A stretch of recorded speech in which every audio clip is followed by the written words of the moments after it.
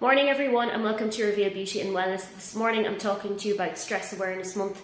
If you have been following our social media, you know we have been putting all our energies into supporting Stress Awareness Month, but also helping you, our clients and our followers, deal with everyday stresses. Our first week we focused on emotional regulation. What are the emotional symptoms of stress?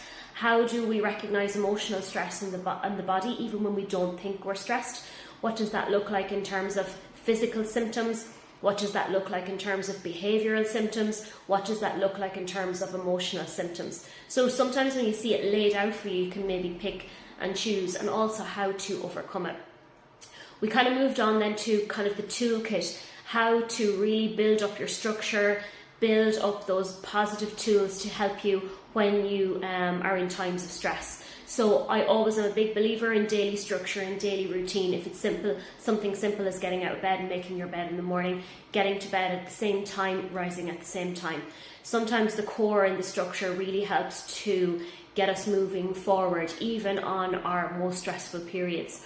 Other things to do with routine include, what meals you're going to have for the day, have at least one good meal, getting some water in, doing at least 20 minutes of movement. Sometimes we kind of tend to put that, when we frame it as exercise, it can mean like a mountainous task for people, but it's simply movement, whether that's just getting outdoors, preferably. Doing something for 20 minutes is going to involve moving your whole body. It's really, really powerful. And then we've moved on to sleep. Sleep being the most important tool, especially for the brain and busy brains and overworked brains. Really, really helps to calm the brain down. It really is our reset and rejuvenation hours, and the essentials of sleep and how to create that sleep environment. So when we talk about types of stress, there's the different types. And sometimes what I like to talk about when I'm teaching and working with groups is, things like the inner critic, that monkey mind chatter that's going on all day.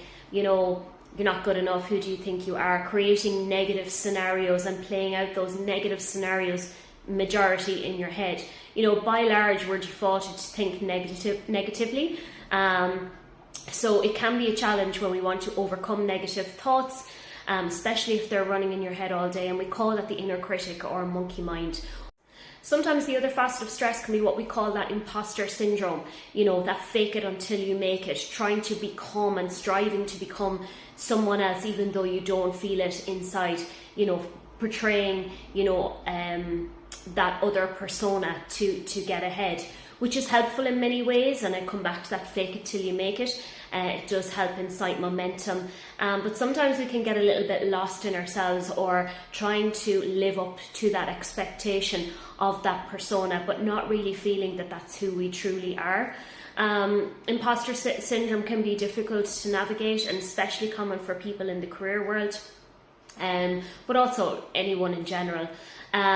Sometimes the exercise that we use for this one is the circle of control, and I look at these with the groups of people and also one-to-one. What are the things on our outer circle that are not the things that we can't control? We can't control the government, we can't control the systems, we can't control so many things in our daily life, and less in the world that we live in at the moment. So things that we can control or we can influence. We influence how we show up, how we present ourselves, how we prepare for our day, how we interact with others, how our attitude is, how we manage our behaviours. So many things that we can control that ultimately by default unstick us and move us forward and make those stresses smaller.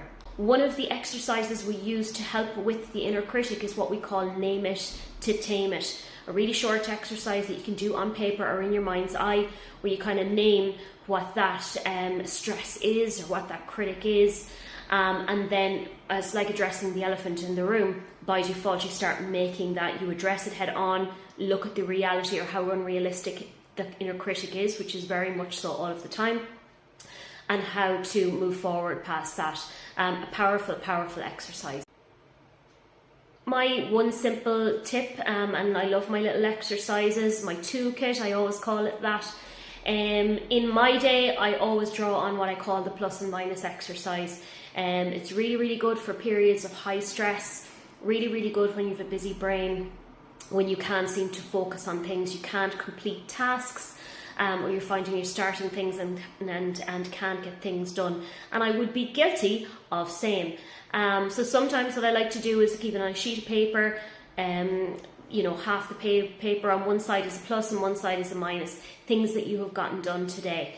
Plus, plus, plus. Things I've gotten done this morning. Things I've gotten done this afternoon. I'll even write them down even after I have ticked them off or done them. So sometimes it's the amount of things that you actually get done in your day, the amount of positive experience, amount of positive tasks, and then obviously addressing the minuses. Where did you slip in that attitude? Where could you have given a better service? Where could you have been better at home? Different things. And there's nothing like writing things down on paper to bring things in stark reality. The ultimate goal of the game is to create more pluses in your day, or avenues for more pluses in your day. By default, your brain should naturally start to train into this method of finding the positives, looking for the positives every day. So if done correctly, and if done for a period of 1 to 3 months, you will start to see a shift in how your brain points out things in a positive way. I really hope you've enjoyed our deep dive into stress and the Stress Awareness Month. Hopefully there's been something, if you follow our social media, that you've been able to pull from or that resonates.